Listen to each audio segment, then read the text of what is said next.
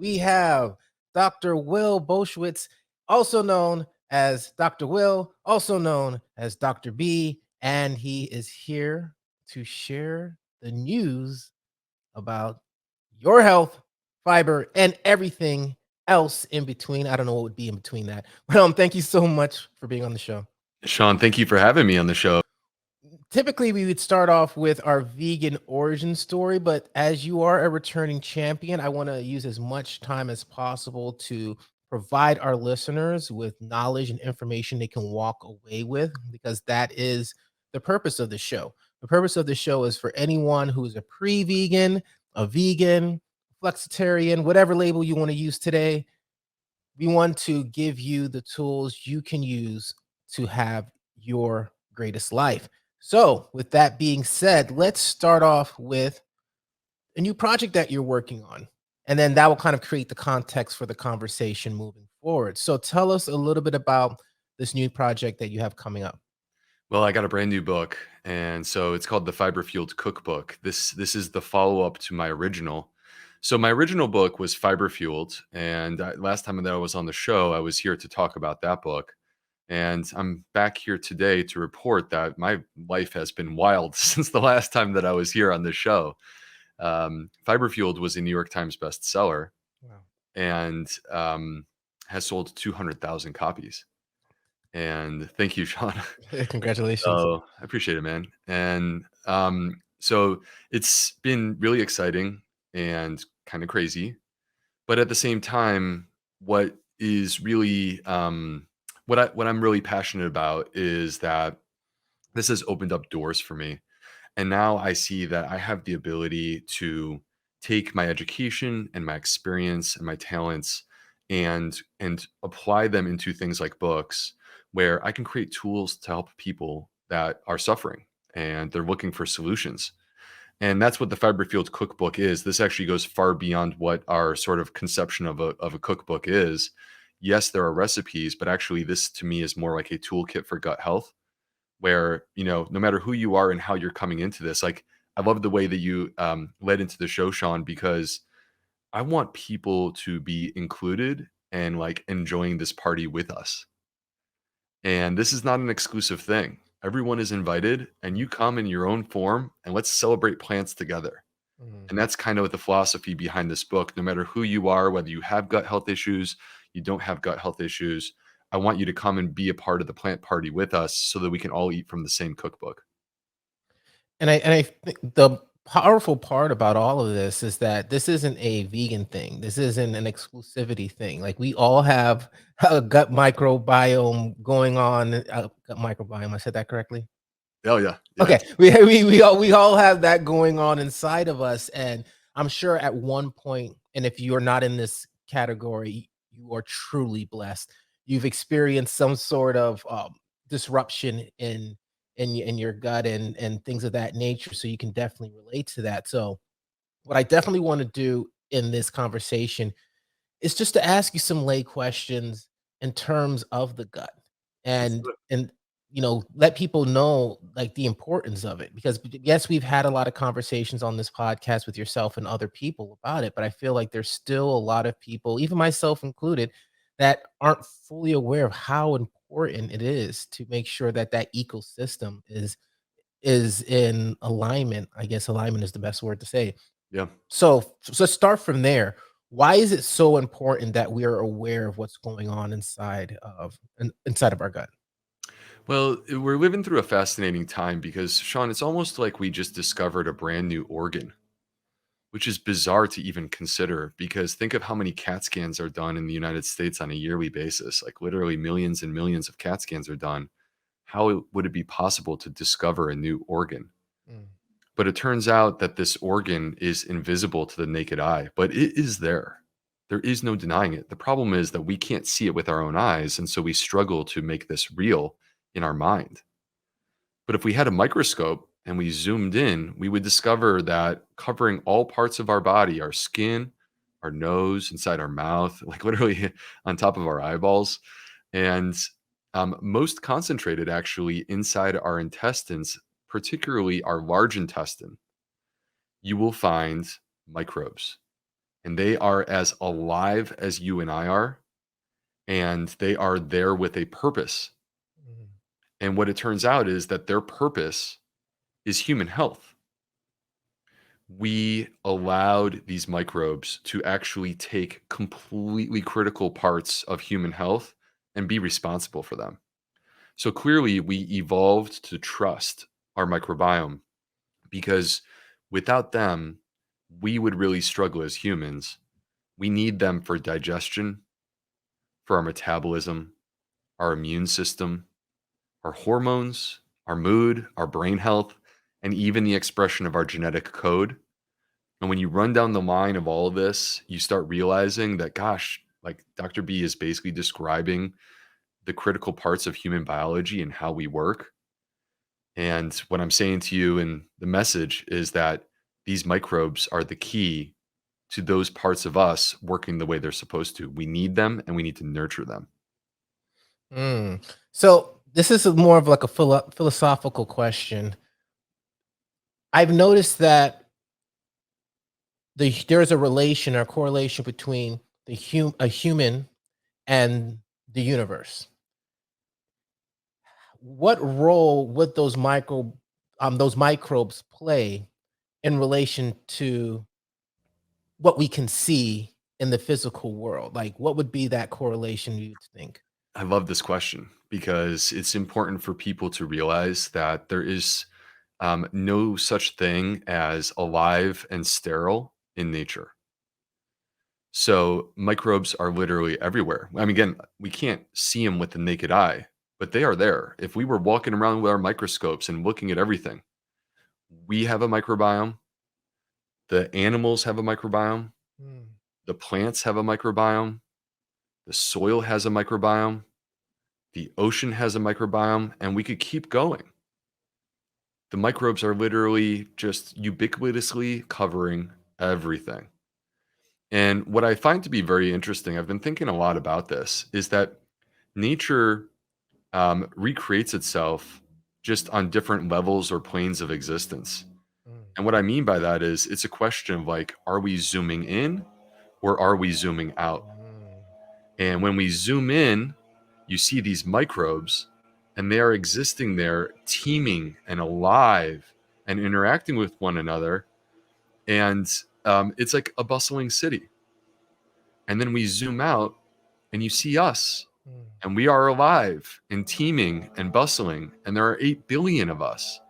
But if you were to go up into outer space and look at planet Earth, you would see this large planet mm, and you wouldn't see any humans. And you would question, do humans even exist?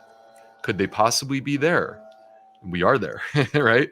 So I think that the answer to your question is that like this is a part of nature and they are literally everywhere. And there is no living creature on this planet that does not have a microbiome. So it's a part of everything. It's ubiquitous. and you actually answered my question directly answered my question because when I was hearing what you were saying, I was correlating human beings being on the planet. And obviously it's not apples to apples, but just in terms of like how important and significant those microbiomes are to us as an ecosystem.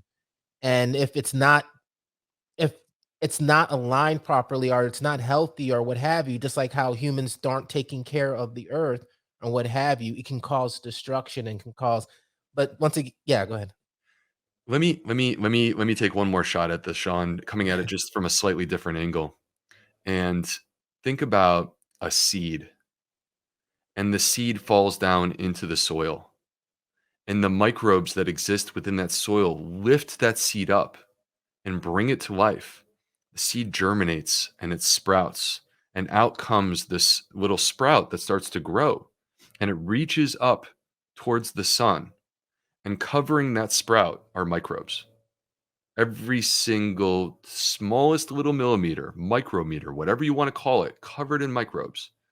And it reaches up towards the sun and it starts to mature, and the microbes are part of that maturation process. And then, Sean, you and I are out one day and we're walking by and we look down and we go, look at that beautiful cabbage. And that cabbage that I've been describing this whole time that started as a seed, it has a microbiome. Mm. And if you and I harvested that microbiome, if we harvested that cabbage and we chopped it up and we submerged it under a saltwater solution, we would in about a week have sauerkraut Mm. because the microbes that are already a part of that cabbage microbiome are prepared to make that transformation for us from cabbage into sauerkraut. But if we leave it alone, if you and I go, that's not for us for today, we're going to leave that cabbage alone, and you and I continue on, that cabbage continues to mature, and then it starts to brown, and it starts to decompose. And the microbes are a part of this process too. And the earth takes the cabbage back, and it creates a new generation of healthy soil and healthy microbes to support the next seed that falls into the soil. This is the circle of life, Sean. And this is exactly the way that it works with us as humans. Mm. My wife is pregnant. We're expecting a baby in the next couple of weeks. And Congratulations. when that child is born, that child will be exposed to the microbes. And those microbes will help to lift my daughter up, my newborn daughter, will lift my daughter up and help her to grow and mature and eventually become an adult, a beautiful adult.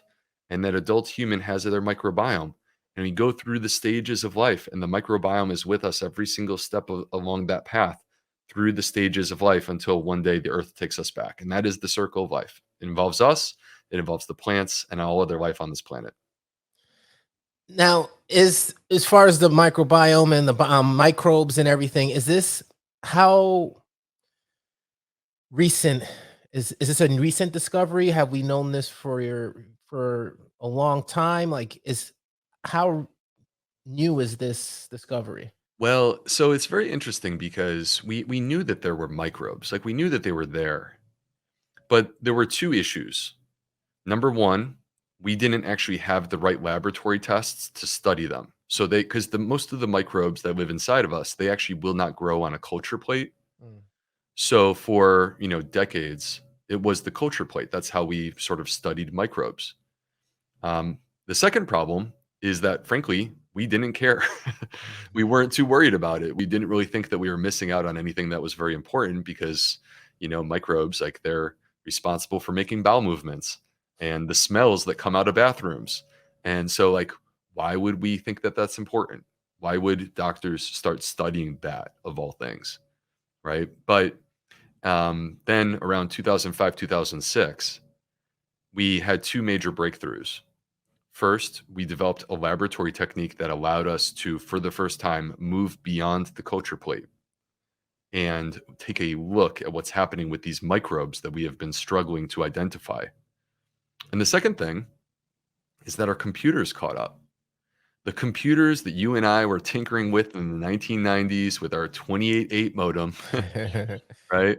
When we were back on AOL with our screen names, uh, those computers are nowhere close to, believe it or not, handling the amount of information that exists within a bowel movement. Mm. Like there is so much information there. And so now here we are in 2005, 2006, we developed the laboratory techniques, we have the computers, we look under the hood for the first time, and science, like effectively, the eyes of science bugged out. And went, whoa, what's happening, man? And so we had discovered something radical. And we are in the process of undergoing a revolution within science, truly, because this is the new frontier of discovery. Mhm, Like no longer is it manifest destiny and trying to get to the Pacific Ocean. mhm. The new frontier in 2022 is understanding our microbiome and how we can use it to improve human health. Wow, and technology is only going to continue to become more advanced. So, with that being said, I mean, have there been any other recent findings as the technology has become more advanced that maybe we didn't know back in 2005, 2006? Yeah, so like just to kind of frame this, to put into perspective how crazy things got, and very quickly, in 2006, it was the first time that we had a study where they would take the microbiome from one mouse And like, by the way, I'm not a supporter of animal Mhm. research, but I will describe it when it is relevant to the conversation. So, but in this research, they would take the microbiome from one mouse and transfer it into a different mouse. And if the first mouse was obese, then the new mouse that receives their microbiome will become obese as well. Hmm. And so that was like literally 16 years ago. And we were like, from a scientific perspective, whoa, what the heck is this? This is insane. And when you accelerate through the time since then, we've discovered that there's such tremendous complexity to this ecosystem that lives inside of us that it's actually very challenging for us to really fully capture and understand it. So we've spent the most of our time in the last 16 years really just kind of describing what we're seeing and trying to make sense of that. But Sean, we're entering into a new era, and it's really exciting because what we're starting to do for the first time is manipulate the microbiome Mm. for the purpose of human health. So, a couple quick examples. This is research that has to do with melanoma, which is the most common, well, it's the most deadly form of skin cancer that exists. Not the most common, but the most deadly form of skin cancer. And at MD Anderson, one of our top cancer centers in the United States, they're studying how they can try to use the microbiome to improve treatment for melanoma. Here's some of the recent discoveries, all since 2018. These are all in the last 4 years. Number one, if you give a person antibiotics prior to giving them immunotherapy, which is the treatment for the cancer, if you give them antibiotics before you give them cancer therapy, they are less likely to have a good response to cancer therapy. Antibiotics injure the microbiome. Mm. Number two, if you give a fecal transplant, meaning that you give a person a brand new healthy microbiome, and you give that prior to cancer therapy, you get a better response Mm. to cancer therapy. And more recently, this just came out in December of 2021. I'm very excited about this study. Mhm. They were looking at diet and melanoma outcomes. And they saw that if you look at fiber specifically, and they separated people 20 grams of fiber or less than 20 grams of fiber. Now, Sean, you probably already know this, but I just want to be clear for everyone who's listening at home. 20 grams of fiber is actually less, like far less than the minimum recommended amount of fiber that we're supposed to be consuming. Mm. The average, so on average, a woman in the US is supposed to consume 25 grams of fiber per day, and a man is supposed to be consuming 38 grams of fiber. In this study, 71% of people weren't even getting to 20 grams of fiber. Mm. But for the 29% who did, even though we would call them fiber deficient, Mhm. they still had a significantly increased likelihood of surviving cancer. Mm. And for every now, what I'm about to say, like it, it's it's a little bit crazy. So I just want everyone to hear this. For every 5 grams that you increased your fiber intake, the likelihood of surviving cancer increased by 30%. Oh. That's insane.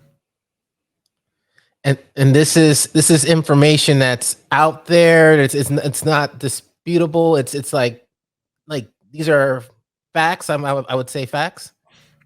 Well, Sean, this is a description of new research that's emerging out of MD Anderson, Mhm. and naturally, we will want to see this replicated at other cancer centers. We will also they're actively doing a randomized controlled trial to bring more clarity to this. So, from a scientific perspective, there's always opportunity for us to do better and to increase our confidence that what we're seeing is in fact the truth. So, speaking myself as a scientist and as a medical doctor, no one study proves anything. Gotcha. We want to see layers of evidence all pointing in the same direction. But where the point being though that where we stand today is that when you punch the microbiome in the face, you actually reduce your likelihood of getting a good result from cancer therapy. Mhm. And when you lift the microbiome up, whether it's through fecal transplant or by simply eating a salad, Mhm.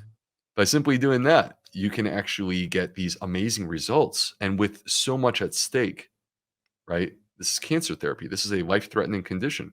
Mhm. With so much at stake, to say that there is a 30% increased likelihood of survival when you consume 5 grams more of fiber per day, that's Mhm. like that should be making the national news on a nightly basis. Why are we not talking about this? And I think that is the next question.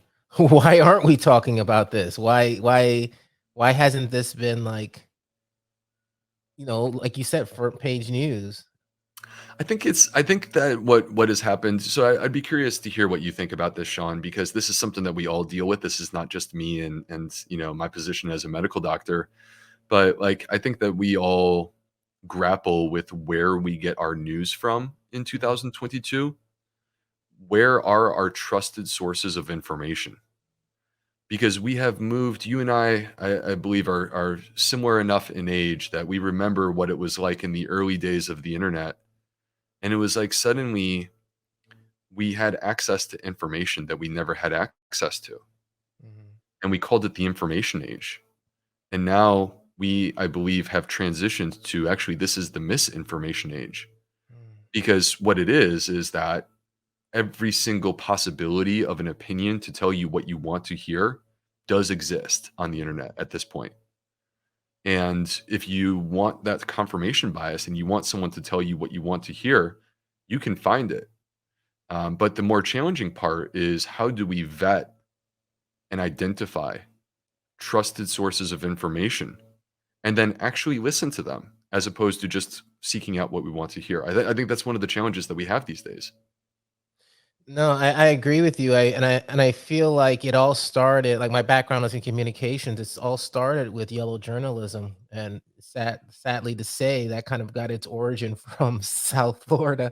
They could actually pinpoint it to like a news station here in South Florida.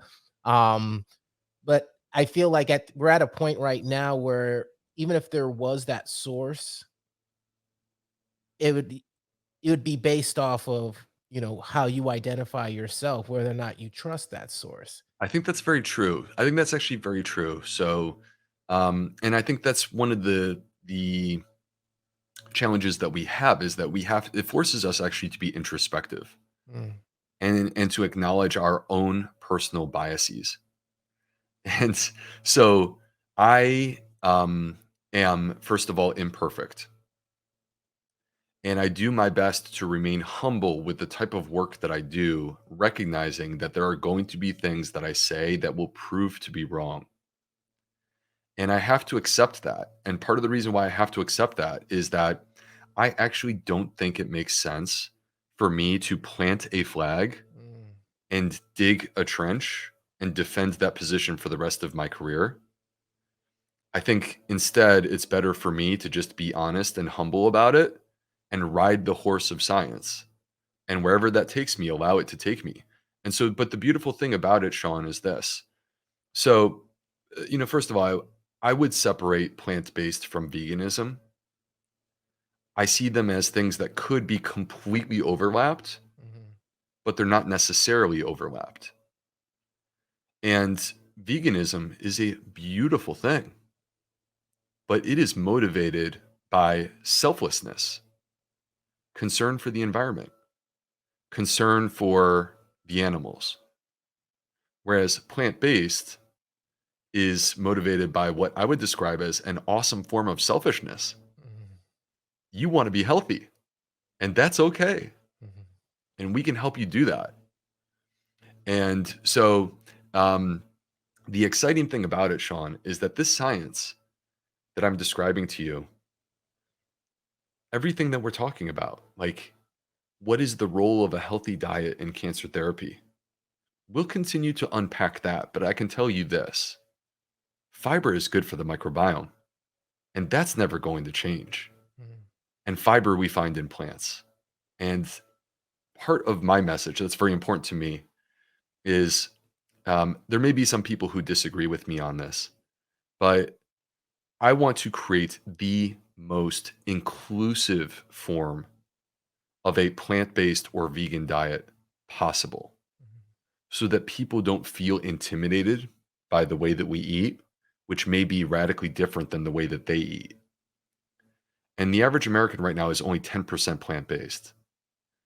So we are asking a lot to say to them, you got to come all the way over to this other side, right? They're actually closer to being a carnivore than they are to being vegan, Mhm. the average American right now. So to get us to come over, let's create a pathway that like really motivates and encourages them, which is to me the microbiome science. But let's also like celebrate the victories and the steps that individual people are taking as they make this journey towards us, right? Let's cheer them on the entire way. And then wherever they end up, if they're a bad vegan, cool. I celebrate that. If we have bad vegans, like if we had a whole bunch of bad vegans, this planet would be so much better than it currently is. Mhm. And kind of jumping on something you just said there, you want to create the most inclusive form of a plant-based diet. I believe that's what you said. So what did you say? Yeah. The plant? Yeah. Yeah. So what does that look like? Well, I think it's coming forward with honesty to say that there are many forms of a healthy diet, Mm, right? So if we're talking about plant-based, then we're talking about health. And that means that I'm wearing, even though I might not be like physically wearing my doctor's coat right now, mhm, I'm I'm basically wearing my doctor's coat and I'm here to talk about health and I'm being a doctor and I'm keeping it real. And so keeping it real means that there are many forms of a healthy mhm. diet and not every one of them is actually vegan. Gotcha. But what they are is they are all predominantly plant-based. So we can look at this and say the healthiest diets on the planet are all 70, 80, 90, or 100% plant-based. Okay. And I want to get people into that space. I want to get people from 10% plants up to 70, 80, 90, 100% plant-based.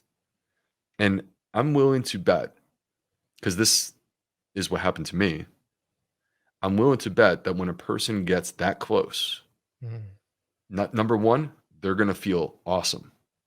And so they're going to want more. But number two, because they are going to feel so connected to their food, it's going to open their mind and increase their consciousness with regard to the effect of their dietary choices on these other parts of the world, like the environment and the animals. And that's a beautiful thing. That's how we invite people in and we get them part of what we're doing. But there's many different ways to get there.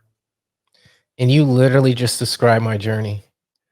Is that Like right? honestly, to a T, I started to shift the foods that I was eating. I got access to information about what I was putting into my body, and I systematically started to eat more plant based, Uh and huh. then started having conversations with people about veganism, vegetarianism, and I was like probably 80% there, and I'm like, why not? But if I would have had that same conversation maybe a couple months before, I wouldn't. That's an interesting way to look at it. And Yeah. that's yeah. Go For ahead. me, so just to sort of share that connection with you, that's what happened for me too. So I started making changes in my diet, and it was not an overnight or radical thing. These were small choices, but it was building momentum. Like making those small choices actually consistent, and coming back and doing it again, and then adding another small choice. And over the course of years, as I did this, I actually had 35 pounds basically melt off my body, and I had health issues that disappeared. And it was like roughly 2017 ish. And I was like, probably 85 or 90% plant based. But there was definitely still dairy and eggs involved in my diet. And I was like sitting there, and you know what? Well, I was like, one day, I was like, you know what? I'm just going to give this a shot and see what happens. And when I did, I lost the last 15 pounds that I had gained, and I got back to my high school weight. Mm. And I was, if it was 2017, then I was like in my late 30s when this happened. Well, one question that I have on my mind before I forget to ask you: fiber. What exactly is it about fiber that makes it good for our for our gut microbiome? Yes, thank you for asking that because I think that we need to reevaluate our preconceived ideas of what fiber is and how it works. I think that most of us come into this equation. If you're like me, then your vision of fiber is grandma with an orange drink that she stirs and she drinks it so that she can have a bowel movement. Mhm. And that's so boring and lame and doesn't acknowledge the really exciting transformative research that has taken place in the space of fiber in recent years where we thought that fiber goes in one end and then just comes out the other end. And that's not actually really the truth. Instead, what happens is that fiber goes in and it passes through the intestines unchanged because we big strong humans actually lack the enzymes necessary to process and digest our fiber. We as great as we think that we don't actually have those enzymes. But guess who does? Our gut microbes. Mm. They have them in spades. They may have 60,000 varieties of these enzymes to process and unpack fiber. And so fiber enters into the large intestine where the microbiome lives. And these microbes, they get into a feeding frenzy and they consume the fiber. They actually break it down and it stops being fiber and it turns into food for these microbes. They grow stronger. They become more capable of doing their job, which of course is to elevate human health as a result of this fiber. Like, when I eat well, I am stronger, right? And this is true of them as well. So, but then the other thing that happens is the fiber just doesn't like poof disappear, but instead, these microbes, it's almost like they're Harry Potter whipping a wand, and the fiber stops being fiber. And all of a sudden, what we have in front of us are the most healing, most anti-inflammatory molecules that I have ever come across. And Sean, I started medical school in 2002. So I've been doing this for 20 years. This is the most healing, most anti-inflammatory thing I've ever come across. The short chain fatty acids, Mm. butyrate, acetate, and propionate. These short chain fatty acids, they have healing effects right there in the gut microbiome. You want to heal the microbiome? This is what we need. You want to prevent colon cancer, our number 2 cause of cancer death in America? This is what we need. You want to optimize your immune system, whether it's to prevent autoimmune diseases or it's to fight against COVID-19. This is what we need. You want your engine, your metabolism to run like a Mm. Corvette. This is what we need. You want your brain to be sharp, to be healthy, focused. This is what we need. These short chain fatty acids spread throughout the entire body and they have healing effects everywhere that they go. Now, so thank you for that explanation. Now, let's talk a little bit about examples of the types of fiber that we can start to consume to do all of those things that you just mentioned. Like, what are some examples that you can share with us? Well, so this can get very complicated, to be totally honest with you. Fiber, if you were to be like get super nerdy like Mhm. me and look at the biochemical structure of fiber, it's impossible to describe. It is so complicated and so varied and unique. So I think that the important message is actually quite simple, though, is that there are many forms of fiber and you find them in plants and mushrooms. So, all fruits, vegetables, whole grains, seeds, nuts, and legumes, and mushrooms have fiber. And the fiber is not just like quite simply fiber. There are unique types, and every plant will have its own unique types. And this is a part of the reason why we believe that every single plant will feed specific families of microbes. Mm. And we want all of these microbial families, we want them to be well fed. We want them all to have a chance to basically get stronger and then help us and support us. And so this actually brings us to one of the really sort of critical and important concepts of gut health that everyone needs to hear, which is that it is very important not just to eat plants, but actually for us to eat a wide variety of Mhm. plants. So when we have variety in our diet, all those different types of plants, we are feeding all those different types of microbes. Variety on the plate translates into variety in the gut, and variety in the gut is a healthy gut microbiome. So ultimately, our goal is very simple. I mean, again, like we could get very complicated in terms of like the biochemistry and stuff, but truly, it really just comes down to we need plants, we need them in abundance, and we need to max out the variety. Now, you said each type of plant has its unique sort of type of microbiome. Can we map these different plants to the microbiome and what those different micro? Do I say microbiome or microbe?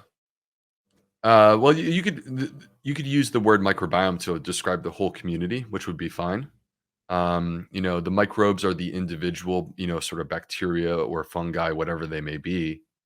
So, but can we map that? So the answer is yes. First of all, we do know that your dietary choices, all the food that goes into your mouth, is ultimately going to come into contact with these microbes, Mm. and it's going to shape them. Certain microbes will get fed, certain microbes will starve, and depending on what you're eating, some microbes could even be poisoned. And so the choices that we make become important, but I actually see this as empowerment. What that means is that you have the ability to shape what your microbiome looks like. You just have to choose food that your microbes like, and that's quite simple. It's the plants. So now, can we map it? Can we like make connections between specific microbes and specific foods? The answer is yes. Actually, there was a study from a company that I am the US medical director for called Zoe. Now, with Zoe, we do personalized nutrition. We can talk more about this if it's something that you're interested in, Sean. Mhm. I'm not here to uh, dive too deeply into Zoe unless you want to. But with Zoe, we create personalized nutrition plans for people. It's something that is going into your unique biology, and it's motivated by these microbes. And we had a paper that was published in the journal Nature Medicine, which is literally the top science journal on the planet. Mhm. Like, if we find the cure for cancer, that's where it will be published. And it was in January of 2021 that we published this paper. And what it showed is that your food predicts your microbes, Mhm. and your microbes predict your health outcomes, like your blood sugar or your blood fat or obesity. And so you can actually see the steps in which there is this cascade effect where our food choices are not just food, but actually translating into specific microbes that are growing stronger. And then those microbes that are growing stronger are then having a cascade effect onto our metabolism or other parts of our health. So, literally, everything that we put into our bodies, every food that we eat, can potentially alter, influence our microbiome Yeah. in a positive or negative way.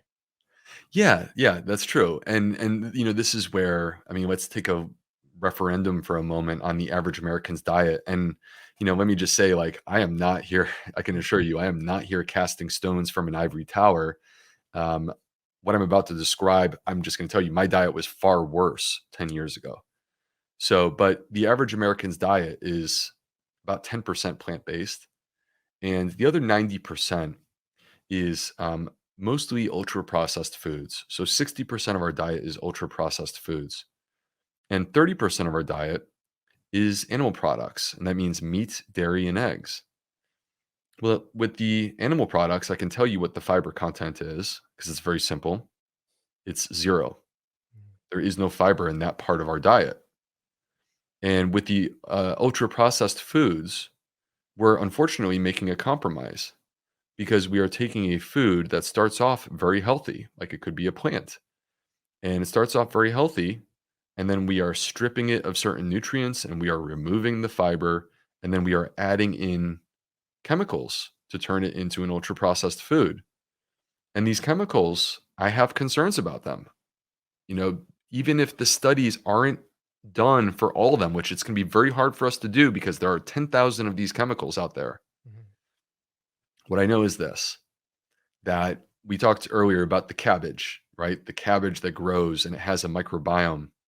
And then ultimately that cabbage turns brown and it decomposes, and the microbes are involved in that process. How do we create bread that does not mold over for weeks? Mhm. How do we create crackers that are as crispy and crunchy and fresh as the day that you created them and they've been sitting on the shelf for 2 years? And the answer to this question is that when food decomposes, we might call it rot, but it's not rotten. It's just this is the circle of life. Mhm. But when food decomposes, it's the microbes that are doing it. And if we want to disrupt that process, the way that you do that is disrupting the microbes. So, what does that mean when 60% of our calories come from foods that are designed to disrupt the microbes? That to me is very concerning. And this is not, I'm not here to say, first of all, I do eat processed foods. So, I mean, I would be silly to pretend that I don't. And I'm also not here to say that, like, categorically having one single Oreo is going to cause harm to your health. That's not true. But I do think that we need to look at the scale of balance. And sitting on the scale of balance right now is only 10% healthy food Mhm. and 90% food that is not contributing to our health. How do we get that scale of balance working for us rather than against us? And the answer is very simple. We have to take these parts, the 90% that are not contributing to a healthier microbiome, and we need to replace them and level up our nutrition. And the way that we do this, quite simply, is moving towards more plants. So it's a journey that, as we talked about, Sean, you and I have both taken during our lives Mhm. and seen the radical results. And now here I am today, and I'm explaining to you the science behind what's actually happening to our body when we feel so much better and our health gets into alignment when we make these choices. Wow. Thank you for answering all of I'm really coming from a place of curiosity with these questions because I understand as much as I can understand how important this is, and hopefully the listeners and viewers are picking up on that as well. So as we wind down the podcast, the conversation, two things are popping up in my head that I do want to ask when I hear about your gut microbiome and some of the foods that you take. Two types of foods typically come to mind. One being kombucha, and the other being probiotics like yogurt and things of that nature. And I've seen some in the refrigerated section of Whole Foods you can just take and drink and what have you. So could you just talk a little bit about those two items and how they actually impact your microbiome? Yeah. Let me start by going a bit more broad because both of the items that you're asking me about are forms of fermented foods. Mhm. So let me just sort of broaden this out for a moment. We have suspected that fermented foods are good for our gut health for a very long time. In fact, when I wrote Fiber Fueled, I there's one of the things that I recommended is that people reintroduce themselves to fermented foods because they used to be a part of our most celebrated dietary patterns in all cultures, all societies across the globe, up until very recently when we, discovered refrigeration and preservatives and canning and all these things. So I think it's time that we reintroduce ourselves to these. But less than a year ago, Sean, researchers out of Stanford University, who I actually know, Christopher Gardner, Justin Sonnenberg, and Erica Sonnenberg, they did a research study where they took a group of people and they had them significantly increase their fermented food consumption. And they did this for 10 weeks. And what's exciting about it is that after just 10 weeks of increasing their fermented food consumption, they discovered that their gut microbiome was healthier, Mhm. represented by increased diversity in the microbiome, and they had less inflammation. Now, that's pretty cool. Mhm. I think that we should all be eating fermented food. Now, the choices that you have presented are kombucha, and we're going to call it yogurt. And from my perspective, first of all, can kombucha be a part of a healthful diet? Sure, but in moderation. I think you're better off drinking water. But some kombucha consumed as a part of our diet, certainly that can be a part of the fermented food thing. And I don't want to say that I would say that it's something that could be a part of what's good for us in terms of our microbiome. I just don't think we should overdo it though. Mhm. And with regard to yogurt, so, the problem that I have when it comes to, for example, yogurt or like kefir, which is fermented milk, is that being honest, there are studies that would suggest that it's actually pretty good for our gut. Now, the problem is that those studies are like always sponsored by the dairy Mhm. industry, and it makes it very challenging for me to know whether or not there's truth because of the sponsorship. Mhm. Because research has consistently shown that when an industry sponsors research that they like effectively will gain from a positive result, you are way more likely to get a positive result in those studies. So we have to really take them with a grain of salt. And so from my perspective, I kind of feel like why would we opt for those fermented foods? Like yogurt has no fiber. Mhm. Why would we opt for that when we could be opting for the fermented vegetables that do have fiber and do have the polyphenols and also have the microbes? And so you're getting what is like basically a cocktail designed for gut health on such a higher power than you would be with the fermented dairy product. Okay, well, that answers my question. So yeah, that was my follow-up would have been if not, you know, kombucha and obviously I'm not, consuming yogurt. It's just one of the two things that popped into my head. You have fermented fruits, but how does that look? I can't even imagine that. I guess maybe I have seen it, but like where would you get that? Do you make it yourself? Do they sell it in the supermarket? Like fermented fruits and veggies? Well, you can get in the supermarket. You it may not be the run of the mill supermarket that you go to locally, and it's hard for me to like, speak categorically because I think we all have our pockets of humanity that we exist in. But like for example, Trader Joe's has products like this, Mhm. right? And what you want to look for is you want to basically see that number one that it is not, vinegar based, predominantly vinegar based, because vinegar based basically means that that's not actually microbes, that they're just pouring vinegar in there, and then it tastes like it's fermented, but it's really not. Mhm. And you also wanna see that, like, basically it says live active cultures, Mhm. and that will mean that it's actually a living food, and that's the preferable approach. Now, I love to make my own. And making sauerkraut, we alluded to this earlier, like you see this cabbage, and all you gotta do is chop it up and put it under some salt water solution. I actually love making my own fermented food. And in the Fiber-Fueled Cookbook, I give you recipes because I think that this is one of the important things that people should be doing is eating fermented foods. So the way that you approach this and you ask, "So doctor, how do I do that?" That's a perfect segue into this is why I wrote my book. So that you can know how to make, for example, fermented carrot sticks or fermented salsa or sourdough bread. We have a number, I think there's 10 or 12 different recipes that are fermented that people can enjoy. And since we're on the topic, and like you said, a great conversation segue. What are some other things that people can expect to see when they do purchase the book?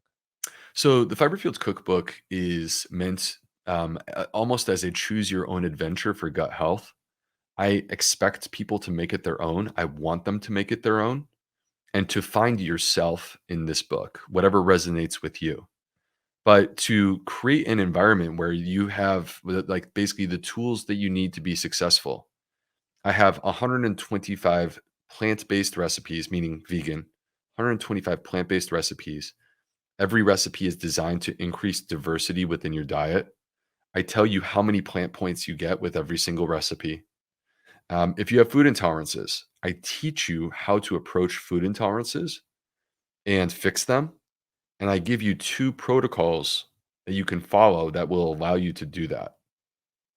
I also teach you how to sprout, how to ferment, how to make sourdough bread. So basically all these tools that I think that people should have sort of in their toolkit, I want to give them to you, and the cookbook was the best way for me to do that because we're talking about food. And you said something just for clarity. What did you mean by plant point? So all right, my philosophy for food is to maximize the diversity of plants in my diet. And so I want to get as many different varieties as possible because that's how you get a healthy microbiome. And to make that fun, I turned it into a game because I love games. So every single meal is a chance to play the game, and you don't need to compete against anyone. You can just keep track of this for yourself. But I count how many plants are in the meal, and I'm constantly looking for ways to add more plants so that I can get a higher score. And that simple sort of motivation, it's helped me to basically introduce more variety into my diet. But the other thing that's helped me is just being practical. I'm a dad. I have 2 kids. We're expecting baby number 3 very soon, and I want my kids eating plants. And by introducing this game, we can have a challenge. I can hang a sheet of paper on the refrigerator and we can go head to head. And my kids are trying to beat me and they laugh and they celebrate when they do. And that's a fun way to sort of introduce this concept to your family. So before we close the podcast out with our last segment, can you let us know where we can find more information about yourself, about the book, your previous book? Where can people go? So, my first book was Fiber Fueled. My new book is the Fiber Fueled Cookbook. You can find it wherever books are sold. That includes the traditional internet sources. But to be honest with you, one of my big things is that we are emerging, hopefully, from a pandemic here and living in your community are neighbors who own a small business that sells books. Mm. And taking your, 20 or $25 and putting it in their hand to me makes a lot more sense than consolidating it in some person that you've never met before who lives on the other side of the world. So let's support our local bookstores whenever possible. That's just my personal preference. You can find me at www.theplantfedgut.com. You'll find resources there. You can sign up for my email list, where I like to connect to people through my list and share new and exciting research when it comes out. And then you'll find me on Instagram and Facebook at the Gut Health MD. All right. So now I don't think we did this the last time you're on the show. We have a new closing segment where Nice. I invite our guests to drop from a headspace into a heart space and just speak directly to our audience. Whatever message comes up, the floor is yours. And then whenever you feel complete, that will be the end of the episode. Oh, I love that. This is really fun. Okay, cool. Hey, everyone. So, um, one of the things that I want to talk about before we close out here today is that we all know, or at least I know so many people who they're trying so hard and they feel like they're doing everything right. They're following the diet that I recommend, sleeping, exercising, meditating, and yet they're not achieving the health results that they're looking for. And it's very frustrating for them, which I completely get. And what I want to bring forward today is that despite the fact that Sean and I have had this conversation about nutrition this whole time, and nutrition is important, there is no doubt. But there's so much more to us than just carbohydrates and proteins and fats and enzymes. There's so much more to us than just digestion. We are a human. We have a soul, a spirit, and that spirit is part of what you find reflected in our gut microbiome. And many of the people who are struggling with health issues, despite doing everything right, what I have found throughout my career is that there is something that is troubling them. There's something unsettled that needs to be addressed. And I want to bring this forward because I feel like this is a great opportunity for healing. So now this is not easy because sometimes this involves acknowledging things that you don't necessarily want to think about, or taking steps that feel uncomfortable. But I just want to share a quick story before we close. I had a patient who I had worked with for 2 years, and she had ulcerative colitis. And I was doing everything that I could, the diet, the lifestyle, the right medication, and she was not getting better. She was young. She had chronic diarrhea. She would wake up in the night to go number two. And she was single and she could not date because of these issues. And we were both frustrated because we were both doing our best to get her better. And she came into the office recently and I saw her. And I walked into the room and immediately she looked different. And she had a smile on her face. And I sat down and she says to me, Dr. B, I am so excited to tell you this. I'm better. I'm all the way better. I feel like myself again. And I feel like these issues that have dominated my life are under control now. And I was jumping with joy, but I asked her, what changed? And she said, I realized I needed to leave my job. I would hate going to work every single day. My boss was mean to me and he would publicly embarrass me and demean me in front of my peers. And when I left, I found a new job and they actually treat me with respect. And when she did this, next thing you know, her health issues went away. And so I just want to take this moment to encourage everyone that healing exists. It is possible even when it seems impossible. And all it is making sure that you have identified what it is that you potentially need to work on and then creating a plan to do that. That's all you have to do. So, Sean, thank you again for having me on the show.